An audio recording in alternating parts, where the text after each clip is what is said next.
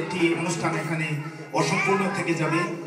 স্বপন এবং মুক্তি পাইকে আমি আমার তরফ থেকে এবং সুনামগঞ্জ জেলা কল্যাণ সমিতির পক্ষ থেকে ধন্যবাদ জানাচ্ছি।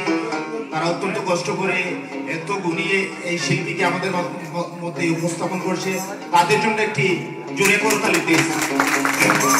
সেই সাথে আমি আরেকটি দাওয়াত আপনাদেরকে দিতেছি, যেটা হচ্ছে আগামী 23 জানুয়ারি বিকাল 5:30 পপির একটি একক কনসার্ট আছে, যেটি ঢাকা ক্লাবে। আপনাদের সেখানে সবাইকে আমি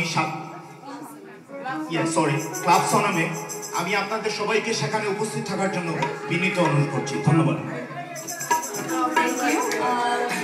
করার জন্য আমি জাস্ট কয়েকটি কারেকশন করে দিচ্ছি। এটা হলো ক্লাব সনাম উনি বলে দিয়েছে, এবং এটি একক সঙ্গীত অনুষ্ঠান না, ঠিক এটা হবে আমার হিন্দি একটা রিমিক্স সিডি অ্যালবাম বের হয়েছে, ওখানে সব পুরাতন গানগুলো রিমিক্স করে গাওয়া হয়েছে।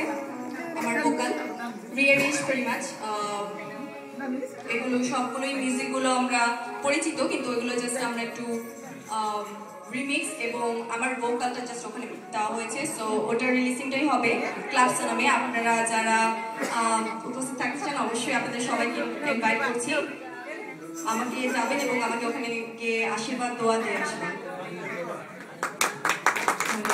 আর এবার হিন্দি গানে যাচ্ছি, হাসান রাজা। ওকে, ঠিক আছে।